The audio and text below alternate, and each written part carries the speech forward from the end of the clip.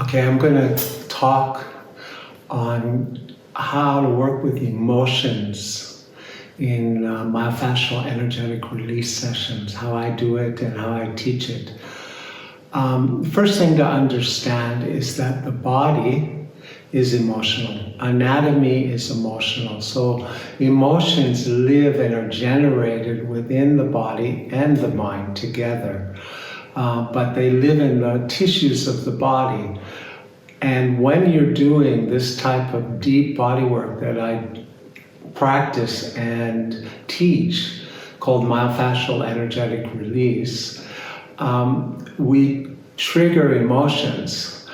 Because in myofascial energetic release, I use deep touch throughout the body. I work with breath, deep, connected breath, and I work with movement in the form of unwinding. So these three elements, touch being the foundation, bring up feelings as I release the holding patterns. The holding patterns in the body, the chronic holding patterns that live in the muscles and the fascia, are holding back negative feelings, mostly holding back anger, holding back fear, holding back sadness, holding back despair and disappointment and many other feelings.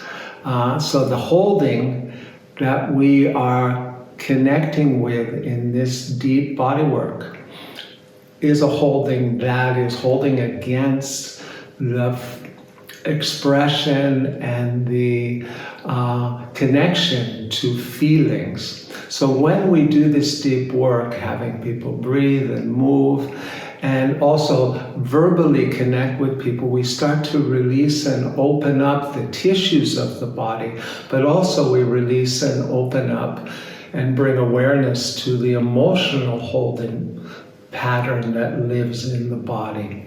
Now, in the work that I teach, I also work with 27 zones of the body that hold different fears. For instance, the fear of making a mistake in the hands, or the fear of death in the knees, the fear of change in the knees, the fear of being oneself in the feet, the fear of taking action in the lower legs, the fear of being left behind in the upper legs, and so on throughout the body. So I'm working to release and to bring awareness to these fears that live in the body, these 27 zones of fear.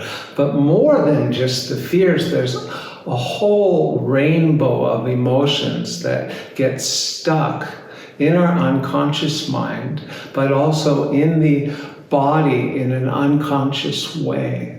Yeah, a pattern of holding against feelings. So as we open up the fascial system with our hands, and as we have people breathe and move, I bring emotional awareness and emotional release into the session. It's a very important part of the session.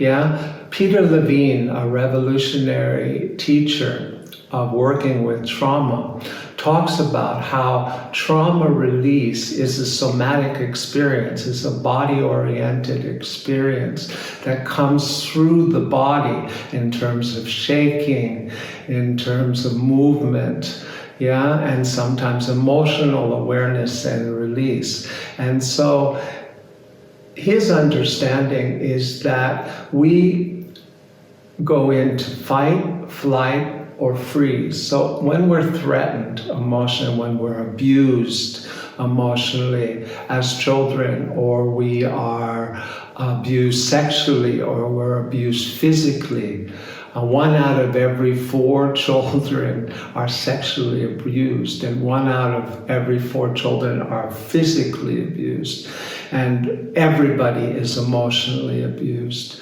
So that creates trauma. Now in that, when you're abused, your instinct is to run or to fight. But as children, you're too small to run and too small to really put up a fight. So what we do is we freeze. And what we freeze on is all that activated energy that has nowhere to go. It's like putting one foot on the accelerator and another foot on the brake. You have all this energy and then you just shut it down and it goes deep into the body and stores in the tissues of the body. Now, as we work, we start to activate this energy. We start to move this energy through the body. And as it moves through the body, I, as a practitioner of myofascial energetic release, I start to talk to it, I acknowledge it. That's the first thing, I acknowledge it.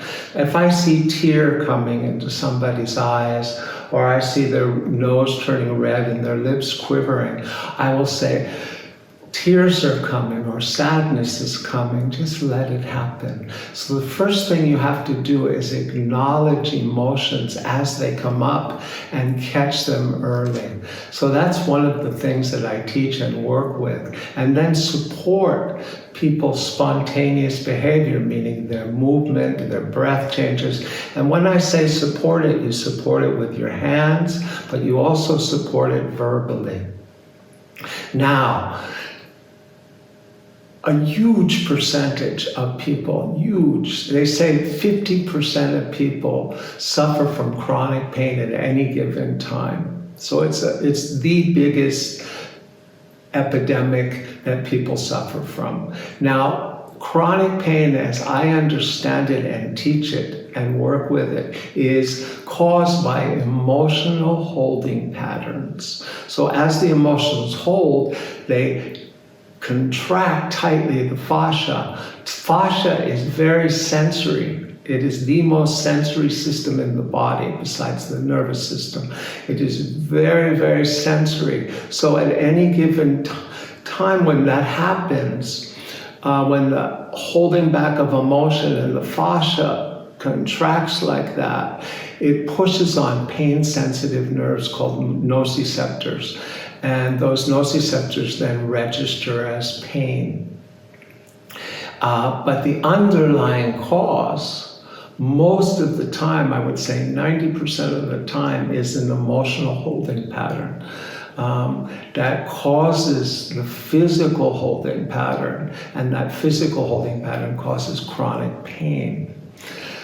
Just by bringing that awareness to people that their emotional holding patterns are causing their low back pain or their knee pain or their headaches, already the healing starts. And by continually bringing them into the awareness of that connection, they start to let go of the fascia and open themselves up. So this is a very important part of the work, to bring emotional education, emotional awareness of what's happening in the body. Now, I just heard a statistic that blew my mind, which was that 86% of people that are in chronic pain have severe depression.